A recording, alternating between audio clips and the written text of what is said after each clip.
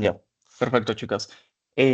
Buenos días. El tema del día de hoy es enfermedad isquémica coronaria. Para esto, primero vamos a hablar un poco sobre lo que es la anatomía cardíaca. Ustedes ya recuerdan de sus clases de anatomía, pero es importante recordar porque el corazón es el órgano más importante del cuerpo, ¿no? Ya, el corazón va a estar ubicado en lo que es el mediastino. Esperen, voy a escribir acá. Ya, el corazón es está ubicado acá en el mediastino, entre los pulmones. Va a estar rodeado por lo que es el pericardio. El pericardio se continúa con el diafragma y comienza en lo que es los grandes vasos. El pericardio, recuerden que tenía sus dos capas, ¿no? La, la fibrosa y la serosa tenía sus dos capas también, ¿no? La parietal y la visceral. Es importante también recordar que de estas capas, las únicas que tienen sensibilidad va a ser la fibrosa y la parietal porque estaban inervadas por el nervio frénico, ya que iba por el C3 y C5. ¿Ya? Entre las hojas del pericardio, entre la serosa y lo que viene a ser la parietal, vamos a encontrar el espacio pericárdico. Este espacio es importante porque este espacio ante traumatismos, ante lesiones, se llena de líquido y nos termina dando lo que es una constricción, no evita que el corazón lata bien. Es una pericarditis constrictiva, un derrame pericárdico, perdón. Lo importante de esto es que nos da una triada, ¿no? La triada de B que está constituida por lo que es los ruidos cardíacos apagados, la presión arterial disminuida y la presión venosa incrementada, ¿no? Es importante que sepan eso para su clínica. Ahora, ya yéndonos a lo que es el corazón va a estar dividido en dos atrios y dos ventrículos o dos aurículas y dos ventrículos. Va a estar separado por dos septos o por dos tabiques, un tabique interauricular y un tabique interventricular. Acuérdense que en el tabique interauricular va a estar lo que es el foramen oval. Ya, ahora también va a estar dividido por lo que son los surcos. Las aurículas de los ventrículos van a estar divididos por el surco coronario y los ventrículos van a estar divididos por el surco interventricular, ¿ya? Va a variar el nombre según el libro de anatomía que usen, pero es el surco interventricular anterior y posterior. Y esta zona es importante porque por ahí se va a dar la irrigación, ya por ahí van a pasar las arterias.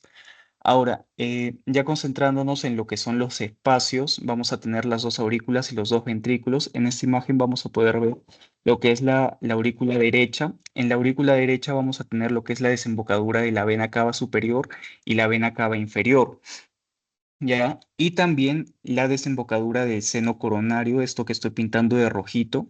El seno coronario es básicamente por donde van a llegar todo lo que son las venas que recogen la sangre del corazón. ¿Ya? Esta parte también es importante. Solo por si algún día les hacen la pregunta trampa de cuántas válvulas tiene el corazón tiene cuatro más las seis válvulas, que es la de Eustaquio y la de Tevesio. Ya, esperen, voy a hacer el lapicito más cortito acá porque es muy grueso.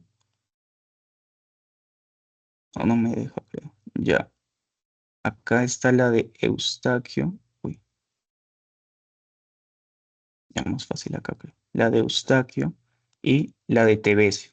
Ya, la de Eustaquio corresponde a lo que es la válvula de la vena cava inferior y la de Tevesio a la válvula del seno coronario. Acuérdense que la pared de la aurícula derecha está constituido por lo que son los músculos pectíneos y músculo liso. El músculo pectíneo está separado del músculo liso por la cresta terminal que está por acá, que le he cubierto.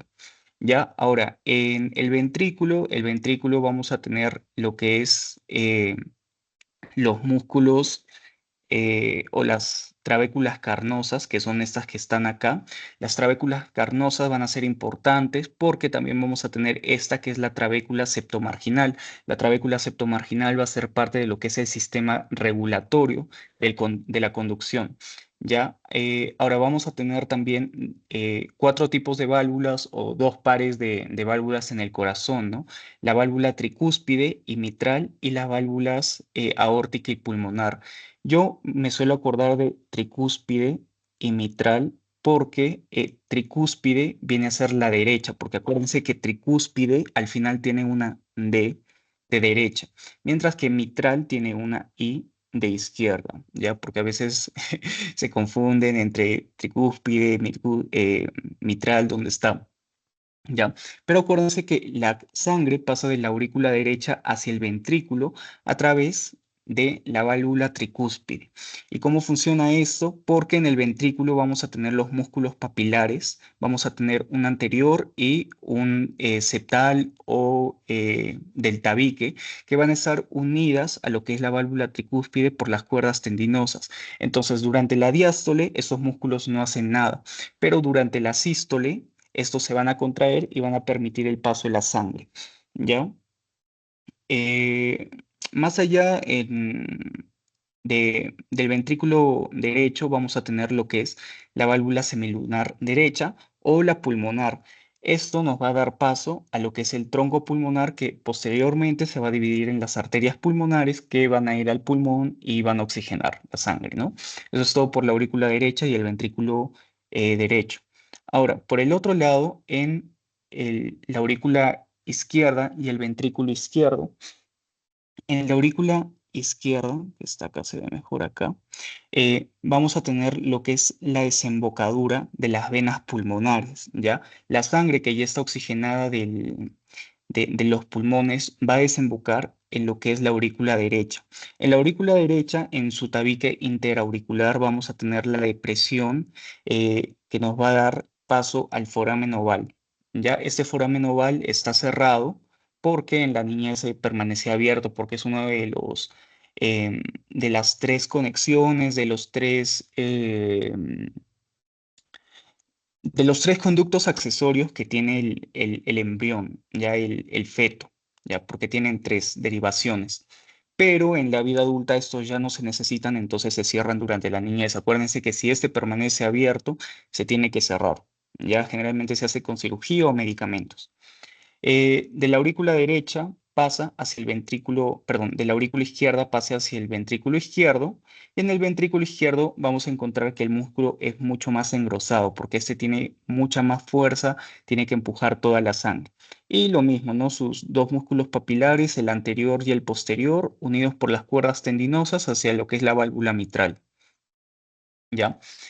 No he puesto imagen de eso, pero una vez que sale por la arteria, por la aorta, es decir, después de eh, por acá no muestra la desembocadura, ya no importa, pero una vez el ventrículo izquierdo lo va a expulsar por la aorta, que viene a ser esta, que estoy poniendo, estoy pintando en la imagen, a través de la válvula, ya, ya. Ahora, respecto a la irrigación, eso es muy importante, vamos a tener dos arterias que van a salir del corazón. Dame un segundo, chicos.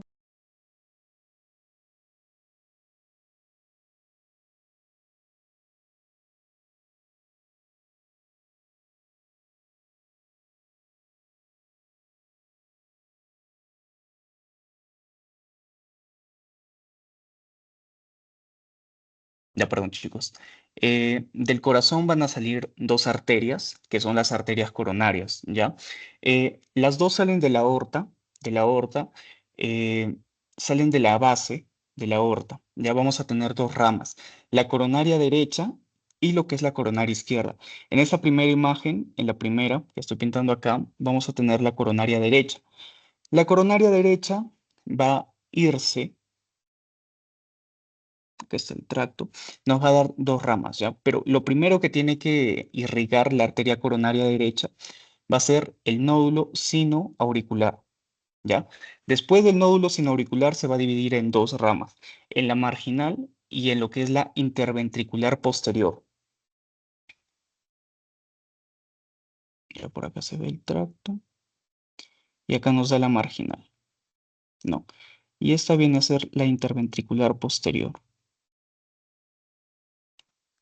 ¿Ya?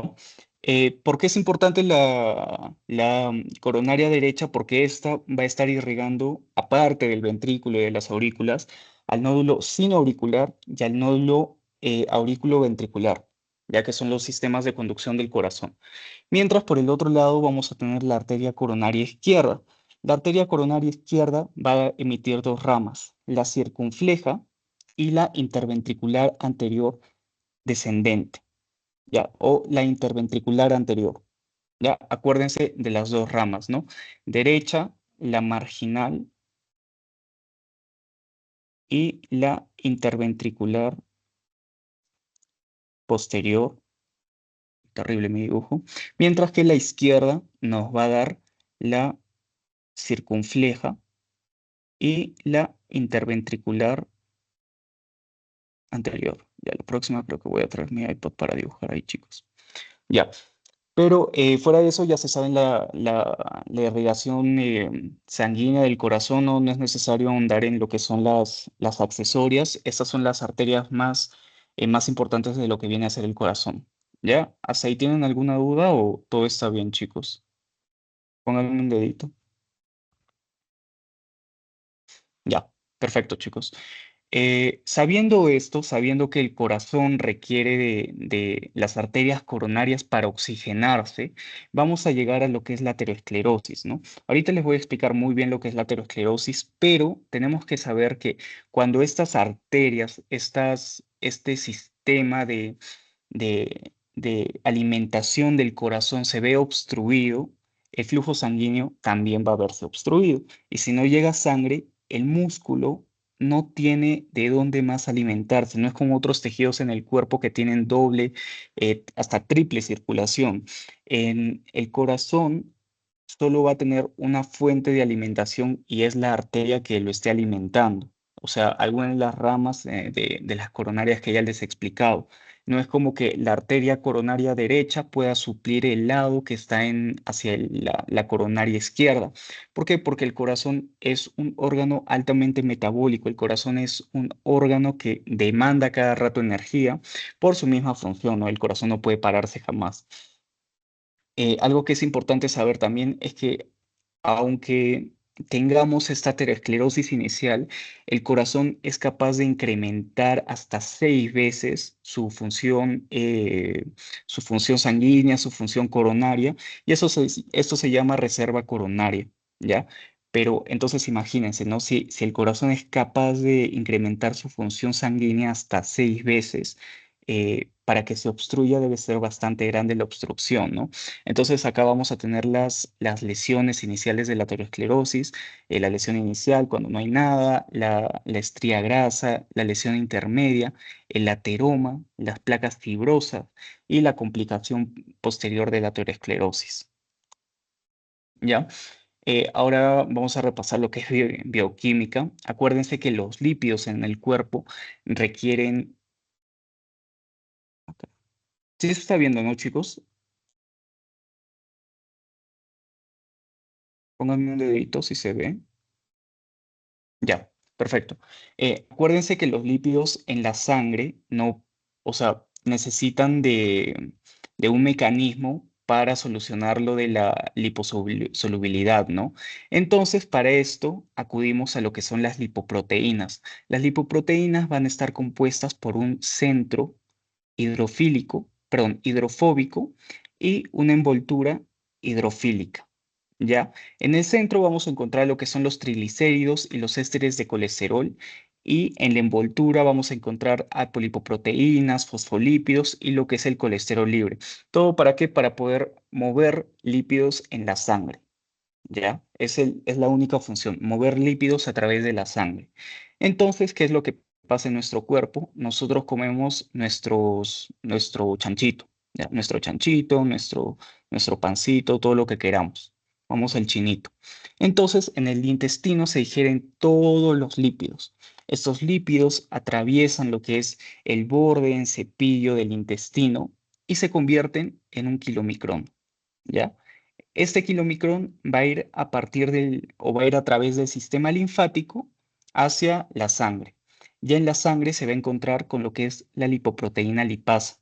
La lipoproteína lipasa va a agarrar y al kilomicrón le va a sacar los triglicéridos, los va a arrancar porque es una enzima. Este kilomicrón se va a desinflar, por así decirlo. Este kilomicrón desinflado va a ser resto de kilomicrón y va a ser enviado al hígado. Ya en el hígado se va a utilizar este y otros componentes para producir lo que es la VLDL, ¿ya? O la lipoproteína de muy baja densidad. Esta lipoproteína de muy baja densidad va a salir del hígado hacia la sangre y va a empezar a repartir triglicéridos por todo el cuerpo. Ya una vez que va enviando triglicéridos, se va convirtiendo en IDL, que es lipoproteína de densidad intermedia, y luego LDL. Ya, el LDL es la lipoproteína de baja densidad. Esta lipoproteína de baja densidad lo que va a hacer es unirse a un receptor de LDL en alguna célula extrahepática y depositar lo que es el colesterol en este tejido. ¿Ya? ¿Por qué es importante esto? Porque el LDL tiene varios mecanismos para ser descartado o para salir del cuerpo, pero el más importante es el LDL, perdón, el receptor de LDL. ¿Ya? Ahora, ¿qué pasa con estas células, con este tejido que ha recibido el colesterol de la LDL? Pues llega la HDL y se lleva este colesterol, ¿ya? Llega el HDL y se lleva todo este colesterol porque todo este colesterol no se puede quedar en los tejidos. Entonces llega el HDL, se lleva el colesterol y lo regresa al hígado. Ahora, es importante reconocer cuál es la función del receptor del LDL y ahí les estoy señalando a la imagen. El LDL o el receptor del LDL va a estar en un hoyo recubierto de clatrina, ¿ya? Entonces llega la LDL, se une a este hoyo y ingresa dentro de la célula, ¿ya? Ingresa dentro de la célula y se va a un endosoma y posteriormente es destruido, tiene una escisión para usarse los componentes, ¿ya? Ya no vamos a andar en eso porque no es importante. Lo que sí puede ser importante y puede llegarles a interesar es que los receptores de LDL se reciclan, pero según el PCSK9 y la cantidad de colesterol que haya en la célula. Entonces, si hay mucho colesterol en la célula, los receptores ya no van a salir y van a dejar de recibir LDL. Si hay poco colesterol en las células, va a haber más receptores de LDL.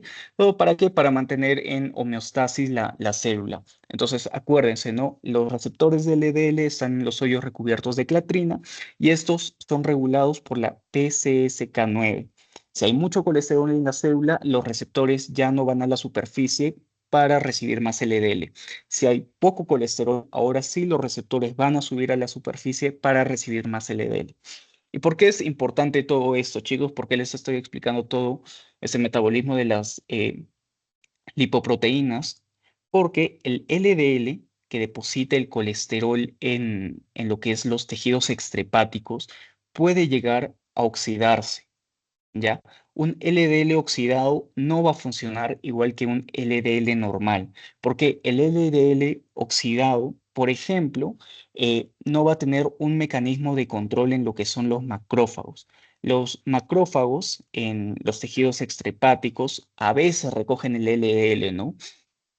Pero una vez que este LDL es oxidado, los macrófagos no van a tener una forma de decir stop mientras, entre comillas, se lo comen.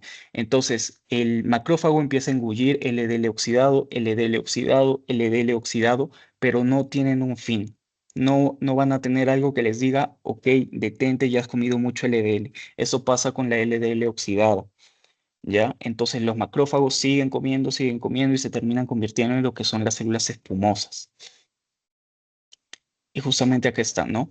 La aterosclerosis va a tener como frecuencia en su clínica en la aorta abdominal, las coronarias proximales, la aorta torácica, arteria femoral hipoplitea, las carótidas internas, la arteria vertebral, basilar y cerebral media. Ese es el orden de frecuencia.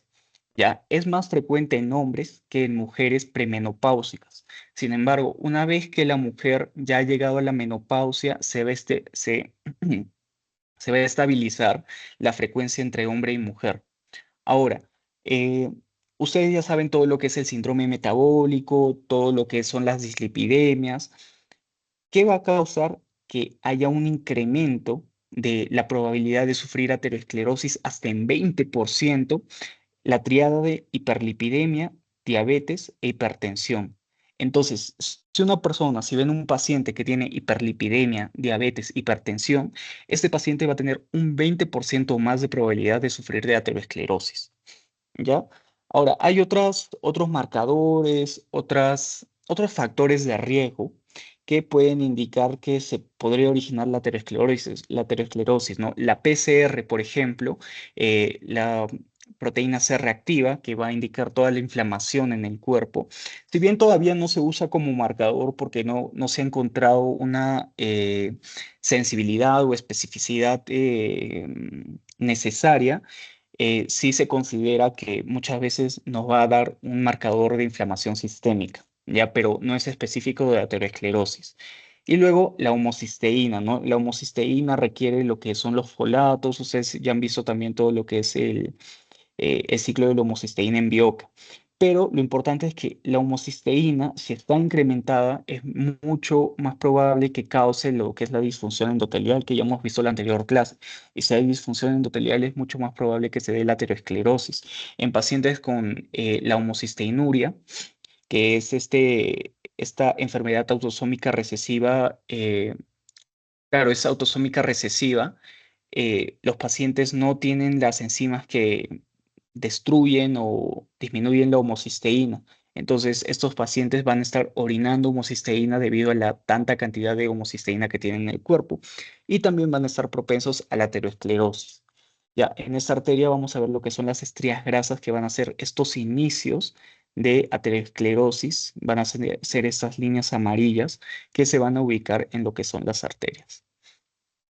Ahora, cuando hablamos de progresión de la aterosclerosis, vamos a hablar primero de una estría grasa, luego de un preateroma y de un ateroma. Ese es el orden de evolución. ¿Ya? Todo comienza con esta primera imagen donde vamos a tener los factores de riesgo, ¿no? Hipertensión, la inflamación, tabaquismo, LDL elevada. Todo eso va a causar lo que hemos visto en la anterior clase, la disfunción endotelial. Esta disfunción endotelial nos va a dar paso a un incremento en lo que es la permeabilidad endotelial, la adhesión de leucocitos, la adhesión endotelial y el paso de lo que es la LDL, ya al subendotelio, por debajo del endotelio, porque acuérdense que en la disfunción endotelial el endotelio no producía los mediadores necesarios para mantener la homeostasis en el cuerpo y también se abrían espacios entre ellas, entre las células del endotelio, ¿ya? Una vez que estas células de LDL pasaban al subendotelio, llegaban los macrófagos, se adherían y envolvían a la LDL. ¿Y qué les dije de la LDL oxidada? Que esta no tenía una forma o el macrófago no tenía una forma de decir, stop, ya comí mucha LDL oxidada. Ya, esa es la segunda imagen. Entonces, después de que los macrófagos han comido demasiada LDL, estos se hinchan y forman lo que son las células espumosas. ¿Ya? En el subendotelio vamos a tener lo que son las células espumosas y también estos macrófagos van a estar enviando mediadores de crecimiento, ¿ya? Esto va a causar que haya una migración del músculo liso y se conviertan en miofibroblastos. Miofibroblastos que van a liberar el colágeno, todo lo que es la matriz extracelular. Mientras tanto, por fuera del endotelio se van a estar uniendo plaquetas. ¿Ya? Posteriormente, y en esta última imagen, vamos a tener lo que es este ateroma que ya va a tener un centro necrótico. ¿Y por qué se forma este centro necrótico? Porque las células espumosas siguen comiendo demasiado LDL y explotan, revientan básicamente y se mueren. Entonces ya hay un centro necrótico, alrededor van a haber células espumosas, macrófagos, linfocitos, colágenos formados o dados a partir de estas células musculares lisas que están actuando como miofibroblastos y una cubierta fibrosa por estos mismos. Entonces, todo el ateroma va a estar dentro de una cubierta fibrosa, ¿ya? Entonces, acuérdense cómo inicia. Disfunción endotelial entre el LDL, los macrófagos empiezan a comer todo esto, van a convertirse en células espumosas, van a liberar mediadores de crecimiento, las células musculares lisas van a migrar, van a empezar a producir colágeno, matriz extracelular y se va a formar una capa, una envoltura alrededor de todo este centro que va a estar compuesto por el centro necrótico, los macrófagos, las células espumosas, los linfocitos y el colágeno. ¿Ya?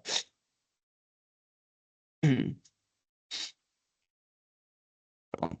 Ya, ahora, todo esto está causando al mismo tiempo una oclusión de la arteria. Ya, en la arteria en la que se esté dando esto, se está causando una disminución de la luz. Una disminución de la luz o del espacio por donde pasa la sangre va a causar que disminuya el flujo sanguíneo. Menos flujo sanguíneo va a ser igual a isquemia y en el corazón esto es gravísimo, ¿no? Porque como les dije, el corazón es un órgano altamente metabólico, un órgano que requiere demasiado oxígeno para funcionar, entonces si se le está obstruyendo, el corazón va a estar isquémico.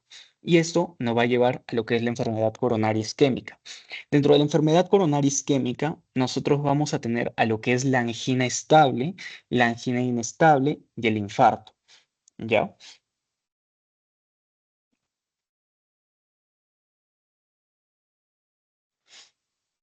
Esto, por ejemplo, lo he sacado del libro de semiología y es como dividen los síndromes isquémicos. Claro que nos iríamos a más un síndrome coronario agudo o a un síndrome coronario crónico para hablar de lo que les estoy diciendo, ¿no? La angina estable, inestable y posteriormente el infarto. Pero todavía no vamos a entrar ahí porque no nos compete. Pero, ¿qué es lo que está pasando en lo que es la arteria coronaria, por ejemplo? Va a haber un aporte de oxígeno disminuido. Esto va a causar una alteración metabólica. Una alteración metabólica nos va a dar una alteración en lo que es la función diastólica. Entonces, la diástole no va a funcionar bien. Luego, una alteración en lo que es la sístole. La sístole tampoco va a funcionar bien. Luego va a haber daño celular reversible y posteriormente una necrosis miocárdica. ¿Ya? El tejido cardíaco va a morir, va a dejar de servir. Ahora, siendo más específicos en un orden cronológico, en un orden de tiempo, a los segundos va a haber obviamente una disminución del ATP, a los 2 minutos una disminución y cese contráctil, a los 10 minutos vamos a tener edema celular, disminución del potencial de membrana y riesgos de arritmia. De 20 a 40 minutos vamos a tener lesión celular irreversible, de 1 a 3 horas ondulación de miofibrillas, 4 a 12 horas hemorragia, edema y polimorfos nucleares que van a llegar al sitio, y a las 6 horas necrosis y no se va a ver bien en la macroscopía. Ahora, en las 24 horas va a haber necrosis por coagulación. Eso también lo van a aprender en patología, que van a haber distintos tipos de necrosis, ¿no? En este caso, el tipo de necrosis que se encuentra en lo que es el corazón van a ser las necrosis por coagulación. Las necrosis por coagulación significa que el oxígeno en la sangre deja de llegar a un tejido, entonces este tejido permanece idéntico a como era antes, porque no van a llegar tampoco enzimas que van a causar su descomposición. Eso se llama necrosis por coagulación, ¿ya?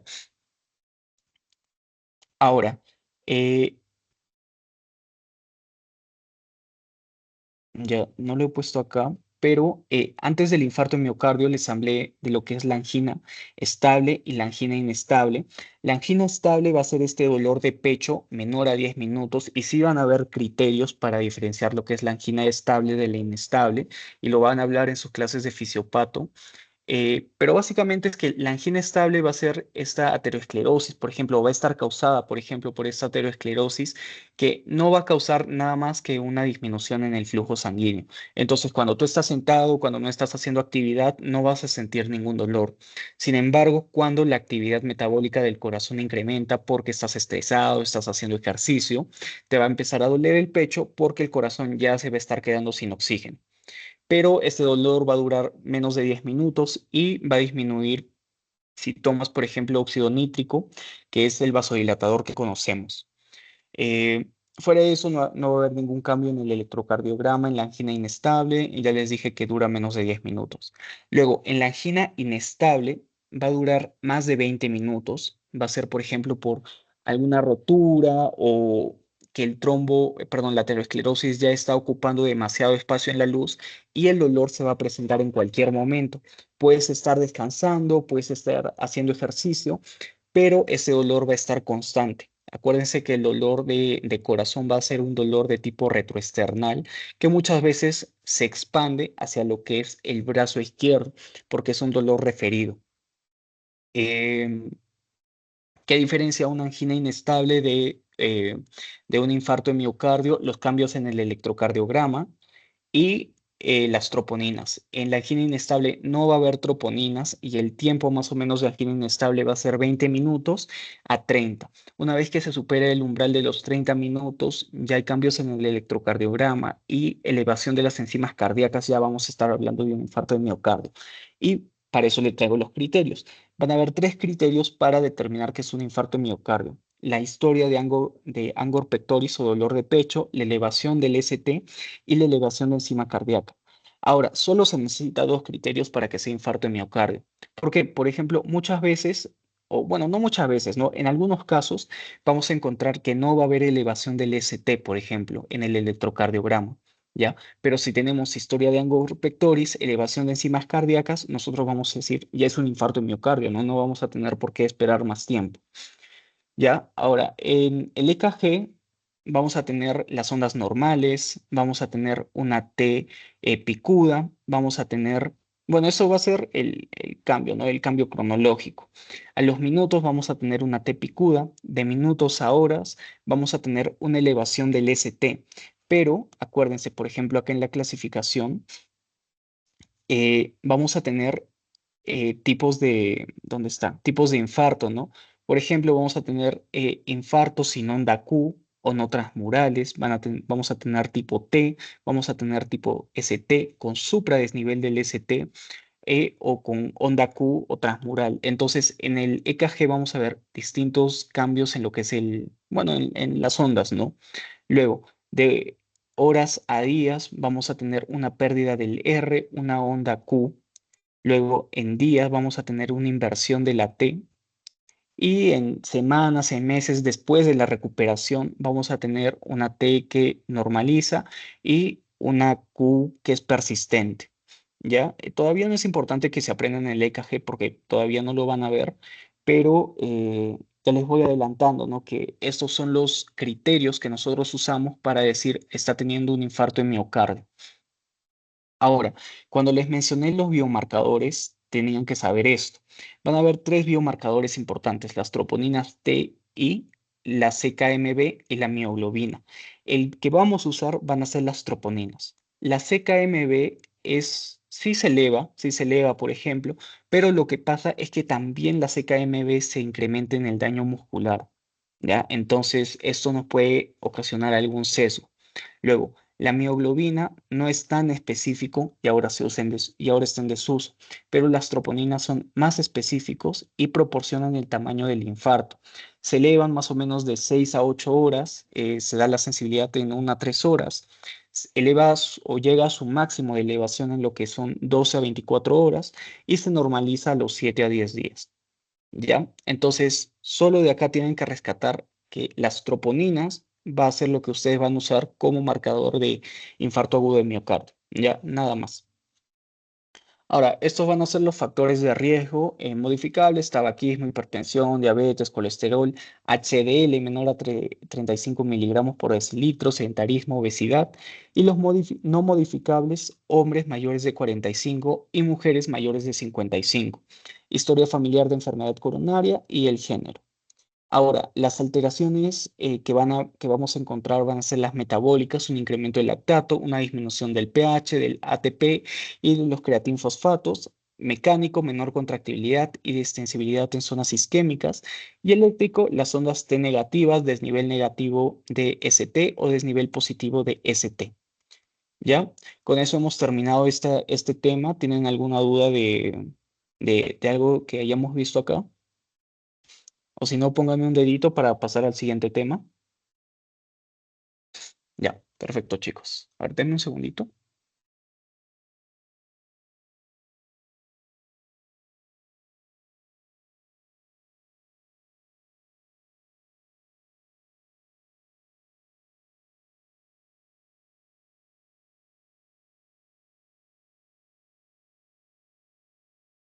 Ya, chicos.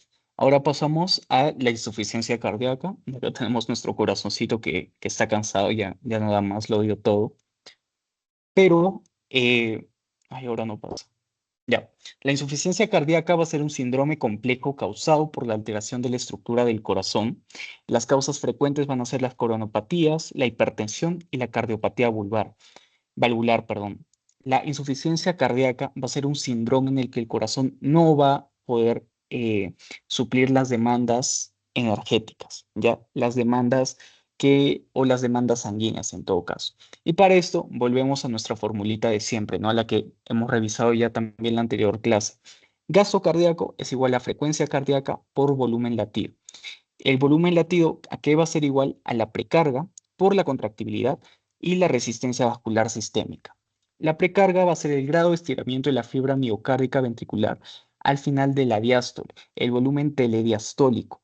Porque acuérdense, ¿qué tanto nos da de precarga? Va a ser igual al volumen latido, ¿no? Porque mientras más precarga vamos a tener más estiramiento y más sangre. Luego, la contractibilidad, la capacidad del ventrículo de contraerse. Y la poscarga, la fuerza que se opone al vaciamiento ventricular y contra el cual el ventrículo debe contraerse, que está después, ¿no? Por ejemplo, ¿qué va a incrementar la resistencia vascular sistémica? Una estenosis aórtica, hipertensión arterial, todo lo que ya hemos visto, por ejemplo, en la anterior clase. Entonces, ¿por qué es importante saber esta fórmula del gasto cardíaco? Porque nos va a permitir identificar qué parte está causando la insuficiencia cardíaca, ¿ya? Si es la precarga, la contractibilidad o la poscarga. Ahora, es importante conocer lo que es la fracción de eyección. La fracción de eyección va a ser el porcentaje de sangre que es eyectada en cada contracción. Y con esto podemos evaluar lo que es la efectividad o la efectividad de la contracción cardíaca. La fracción de eyección va a ser el volumen stroke sobre el volumen telediastólico. El volumen stroke va a ser la sangre eyectada en cada latido, o sea que el volumen de sangre que es eyectada y el volumen telediastólico es el volumen de sangre al final de la diástole. ¿Ya? Entonces ahí sacamos nuestro volumen stroke sobre nuestro volumen telediastólico y esto nos debería dar entre 55 y 75. Sé que así, aquí dice 50, pero en la teoría el doctor lo considera como 55. ¿Ya? Pequeñas variaciones, pero terminan siendo importantes en el examen. Entonces, 55 y 75. Ahora, yendo a la teoría del doctor, ahí hacemos un saltito con una flechita. Perdón, chicos, mi flecha salió horrible. Ya, vamos a tener que un volumen de eyección o un volumen de... Acá no lo he puesto. Ya, generalmente lo que pasa es que nuestro corazón, si quiere eyectar 70 mililitros, va a requerir un volumen de llenado de 120 mililitros. Ya, eso es lo normal. Eso ocurre, por ejemplo, una fracción de eyección del 60%, ya que está totalmente bien. Ya, para inyectar 70 mililitros requiere 120 mililitros. Pero ¿qué pasa cuando disminuye la capacidad cardíaca? Cuando hay un poquito de insuficiencia cardíaca. Esto ya cambia. Vamos a tener una fracción de eyección de 46. Y si se acuerdan lo que les he dicho, 46 es menor que 55, ¿no? Entonces esto significa que el corazón no está funcionando bien. Entonces, ¿a qué recurre nuestro corazón para seguir bombeando la misma cantidad de sangre? A nuestra querida ley de Frank Starling. Entonces, ahora lo que hace el corazón es que se llena con 150 mililitros para poder eyectar 70 mililitros. ¿Ya? Eh, pero ¿cuál es el problema de esto? Que va a tener 30 mililitros extra en el corazón, 30 mililitros de sangre extra en el corazón que no van a servir. Entonces, esto va a causar una insuficiencia cardíaca congestiva, porque hay más sangre de la que debería haber, sangre que no está sirviendo, sangre que está ocupando un lugar que no debería, solo para que el corazón pueda seguir bombeando lo que tiene que bombear. Ya después, cuando hay una insuficiencia cardíaca grave, una insuficiencia cardíaca final, todo esto va a disminuir. La ley de Frank Starling ya no va a servir. Entonces, 120 mililitros ahora solo va a poder eyectar 50 mililitros. No importa si le das 150, 170, 200, ya no va a poder eyectar bien porque el corazón ya no está dando. ¿Ya? ¿Se entendió hasta ahí, chicos? Lo que ocurre. Pónganme dedito. Ya. Perfecto, chicos. Saben que si no entienden algo, si se confunden en algo, pueden abrir su micro y decirme, Pablo, no entiendo y ya. Y ahí les explico. Ya. Ahora, dentro de la insuficiencia cardíaca, vamos a tener dos tipos según el momento en el que ocurren en el corazón. ¿Ya? La disfunción sistólica, que es el mayor de los casos, dado por el inotropismo o la poscarga, y la disfunción diastólica debido a alguna alteración en la precarga. Una disfunción sistólica puede ser por una menor contractibilidad. ¿Quién causa una menor contractibilidad? Infarto de miocardio, isquemia, sobrecarga crónica de volumen o una miocardiopatía dilatada. O también causado por una mayor poscarga, lo que les decía, ¿no? Una estenosis aórtica o una hipertensión arterial. Ahora, por el otro lado, mm, en la disfunción diastólica, o lo que viene a ser la precarga, vamos a tener un compromiso de la distensibilidad. Por ejemplo, hipertrofia ventricular, isquemia miocárdica, cardiopatías hipertróficas o miocardiopatías restrictivas. O también anormalidades del llenado ventricular, la estenosis mitral, el mixoma auricular, el taponamiento o constricción pericárdica. Todo esto causando que el corazón no pueda distenderse bien durante la precarga, entonces no llegue suficiente sangre y el corazón no esté funcionando bien. Ahora, eso es importante, chicos. Esto se lo van a explicar varias veces en vuestra TEO, pero vamos a tener una teoría de la insuficiencia posterior y una teoría de la insuficiencia anterior. ¿Y a qué se debe esto? Al lugar donde se origina la insuficiencia. Ya, porque acuérdense lo que les he dicho, ¿no? El corazón está dividido en dos compartimientos, uno derecho, uno izquierdo. La insuficiencia cardíaca derecha va a causar congestión en los tejidos periféricos, edema, ascitis, congestión del tubo digestivo, anorexias, molestias, pérdida de peso y congestión hepática, signos relacionados con la disfunción hepática. ¿Pero por qué? Vamos a tener acá el ventrículo derecho. Ya esto sí lo voy a pintar bonito para que se entienda bien. Si el ventrículo derecho no funciona, está malogradito, va a haber una mayor carga en lo que es la aurícula derecha. ¿Ya? Ya, así se entiende acá, la aurícula derecha. Entonces se va a congestionar hacia atrás, del ventrículo derecho hacia atrás, hacia la aurícula derecha. Y a la aurícula derecha, ¿quiénes les expliqué que llegaban? Llegaba la vena cava superior y la vena cava inferior. Entonces, si la aurícula derecha está congestionada porque el ventrículo no puede latir bien, entonces también se va a congestionar lo que son las venas cavas, ¿ya? Y si se congestiona el sistema venoso, va a empezar a llenarse de líquido el cuerpo. Por eso hay edema, hay congestión hepática, hay congestión en el tubo digestivo. Entonces, la derecha nos va a causar una congestión en el cuerpo a nivel sistémico, en el tejido periférico. Mientras que por el otro lado, en la insuficiencia cardíaca izquierda, vamos a tener el ventrículo izquierdo. El ventrículo izquierdo que no puede latir bien. Entonces, toda esta sangre se congestiona hacia atrás. ¿Quién viene antes del ventrículo izquierdo? La aurícula derecha. Perdón, la aurícula izquierda. ¿Y quién viene antes de la aurícula izquierda? Las arterias, son las venas. Claro, las venas pulmonares que llegan, acuérdense. Entonces las venas pulmonares se congestionan. Si se congestionan las venas pulmonares, va a haber una congestión a nivel de los pulmones. Eso que nos va a causar disnea, ortopnea.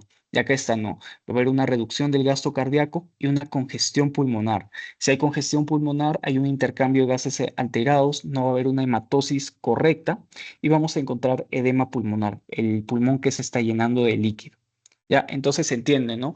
Cuando es derecha, va a haber una congestión sistémica porque va a ir ventrículo derecho, aurícula derecha, venas cavas y se va a congestionar el cuerpo. Por el otro lado, si es insuficiencia cardíaca izquierda, va a haber una mala función del ventrículo izquierdo, congestión de la aurícula derecha, congestión de lo que son las venas pulmonares y por ende congestión de todos los pulmones, ¿no? Porque es el trayecto que normalmente lleva la sangre, pero hacia atrás, ¿ya? Esa es la forma de acordarse y de saberlo bien. Entonces, ya habiéndoles explicado eso, una insuficiencia cardíaca izquierda que nos va a dar disnea, ortopnea y disnea paroxística nocturna. Disnea, que es esta sensación de falta de aire, sensación de ahogo. Ortopnea, que es esta sensación de falta de aire, pero cuando está recostado. Y la disnea paroxística nocturna es esta sensación de falta de aire, pero que te despierta en la noche, que es de repente y, o sea, te despiertas en la noche y no puedes respirar. ¿Ya? Ahora, ¿qué causa todo esto? edema pulmonar, va a haber un incremento de la presión pulmonar, un incremento de la presión venosa, una presión auricular izquierda mayor, por una presión diastólica final del ventrículo izquierdo mayor. ¿Ya? Todo eso está llevando a lo que es el edema pulmonar. Ese es el entre comillas, ciclo. ¿Ya? Ahora, la insuficiencia cardíaca derecha, por el otro lado, lo que ya les expliqué es ventrículo derecho, aurícula derecha, venas cavas y congestión sistémica. Vamos a tener la ingurgitación yugular, hepatomegalia, hipertensión venosa portal y el edema de miembros inferiores. Acá la diferencia, por ejemplo, con el lado izquierdo es que no vamos a presentar disnea, no vamos a presentar ortopnea. ¿Por qué? Porque ya les expliqué, no, se está yendo a nivel sistémico, no se está yendo hacia los pulmones. En cambio, en la izquierda se va directo a los pulmones, ya toda esta congestión. Entonces, cuando hay insuficiencia cardíaca derecha, nosotros vamos a tener fatiga, diaforesis, palpitaciones, síntomas renales como oliguria, nicturia, síntomas cerebrales como confusión, insomnio, ansiedad, presíncope y síncope. Y bueno, chicos, eso ha sido todo por la clase de hoy. Respecto a esto, esta teoría de las insuficiencias, ¿tienen alguna duda? Ok, ya. Perfecto, chicos. El PPT ya lo he subido al Drive. Van a tener acceso, entonces, ya pues cualquier duda que vayan a tener me la hacen llegar. Les voy a estar enviando el post-test, pero por WhatsApp, porque Adamari tuvo problemas en el chat, entonces no sé si sea por la reunión o qué, pero ya chicos, cuídense, disfruten su domingo y descansen. Bye chicos.